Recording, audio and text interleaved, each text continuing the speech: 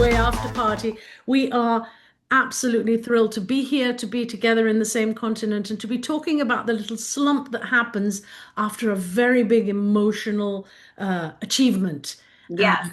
We have discovered just in this conversation that there actually are a lot of things that we can be doing. So go back and watch episodes 1 and 2 if you missed them. And today, right now, Nick is going to, what are you going to talk about? Well, I think part of getting over the slump too is kind of remembering, like going back and like really digesting Hmm. what has taken place in your life.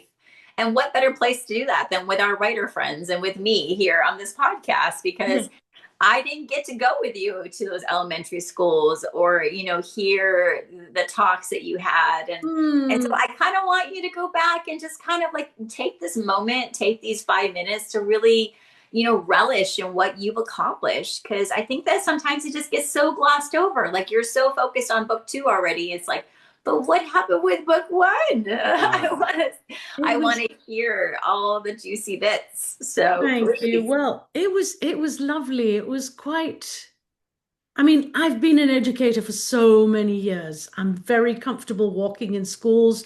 I'm very comfortable talking to kids. It's a really difficult thing to talk to kids about something that I achieved, that I did, and that I'm promoting. And it's crossing a line that I have never crossed before. I can sell ice to Eskimos. I can sell, advertising space to people who don't really want to advertise. I'm really good at that. But selling my own stuff of my own creation, mm, mm, mm. So So how did you go about it? What did you do? So I talked to them mostly about craft.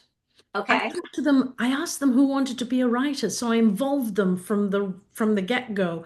And it's surprising to see how many kids in a group of 80, 90 kids want to be writers.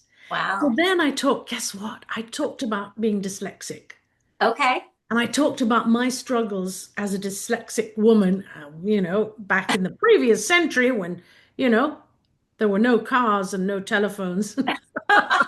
And I grew up and nobody knew anything really about dyslexia. They just called you Yes. stupid and lazy. Yes. Um, and nowadays, you ask kids, do they know what dyslexia is? Do they know what it encompasses? And how not to be scared because dyslexic people are so creative, and Yeah. there are other people who are so organized and able to assist dyslexic people. So Yeah. that for me was a big lesson that I wanted to share with them.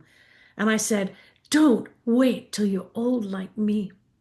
If you want to be a writer, start writing now. Start writing now. And so then what I did was I would get them writing, and I tell you, a whole bunch of different kids writing Aw, here. so cute. So cute because Oh, so special. we're having a contest for book two where if one of the kids comes up with an idea and that idea is included in book two, their name will be mentioned in the book. Oh, that's so exciting. We get Very, to see very the, exciting. oh, that's encouraging and exciting. And what a wonderful part of the process. Like, There was I, one little 9-year old. I went to one school and the form teacher said, has anybody, I know a couple of you have ordered the book before Kath arrived. Did you read it? And one little girl's hand shot up like this.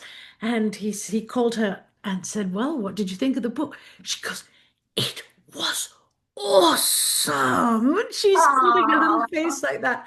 I almost burst into tears. oh, I'm sure all her friends were probably jealous. Like, oh, I wish I would have read it too. Oh, I wish I'd bought it anyway. It's just it's a lovely feeling, Nick, to be able to do this and touch other people's lives because yeah. that's my mission. If I can I'm touch. just thinking back at all the conversations we had about what this moment would Hmm. feel like and what this moment would be like. I mean, even like I was looking back at our old episode about when I was, on the query trenches, and kind of feeling like daunted because I wasn't getting where I wanted to go. And, and Hmm. rejection just Yeah. felt like foreboding. But it wasn't, and then to see it in, real time, it's such a treasure to go back and watch our videos and see this. Mm. And I want you to remember this when you go on tour with book two and you're like, I wonder what it was going to be like. Oh, it's going to be, I'm just so happy for you. I Well, just, I think it's just lovely how we're both, on this similar path, and we started this um 8 months ago. yes, we Just did. yeah, and Well, we actually started this like 3 years ago with our actual memoir that we're still working on. Which I yes, think the title should be published after 50, because I think that's a really good title. there you go, there you go. I think you might be right, Once but we're both published, hopefully it'll happen for me there soon. you go. And as usual, we've run the clock dry Always, always. always It's because such a we pleasure. it is always such a pleasure to chat together, to chat to you, to involve you in what's going on in our lives. Yes, and And there's my timer. just and just be an open book, because that's what I've realized, and that's one of the things my publishers always talk about when they join me on the at the schools. They say that when you're a writer, you have to tell the truth. Yes, you have to be Have able to to tell the tell truth. the truth. In your life, you might be able to fib about certain things or lie or conceal things, but as a writer, That's never fun, though. mm, I don't know if mm. I'm capable. I'm not, No, I'm not anymore, to be honest. The truth will set you free. to be honest, no pun intended. Ah, truth. But up, right, my On darling. that note, writer friends, it's been a pleasure. I love you so much. Please like and subscribe our channel. Please share it with people that need motivation and help with on their journey, because there is hope. And